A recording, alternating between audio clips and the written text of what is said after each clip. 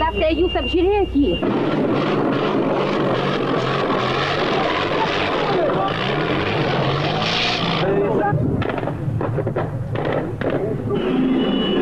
Beveik tuo pačiu metu nemažesnės karinės pajėgos privažiuoja ir prie Lietuvos radijo ir televizijos pastato.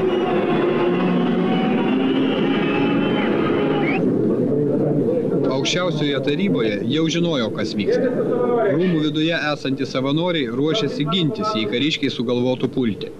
Iš parlamente esančios improvizuotos televizijos studijos į Lietuvos žmonės kreipėsi Vytautas Landsbergis. Mėly žmonės, tikriausiai netenkame televizijos ir radio. Tai yra skaudus netekimas mūsų padėtyje ir mūsų kovoje, bet tai toli gražu ne viskas. Gali būt, kad jie šiandien to apsiribos, gali būt, kad kasdieną ims po kokį kitą objektą, tačiau Lietuva gyveno be televizijos, išliko, kovojo, išsikovojo nepriklausomybę tada, 18 ir išsikovos vėl.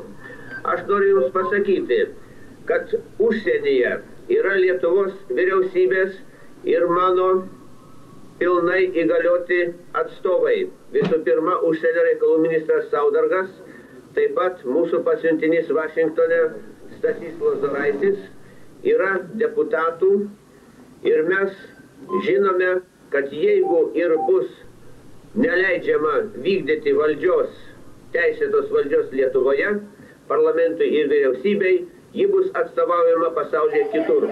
Jokios marionetės Lietuvoje nieko neapgaus.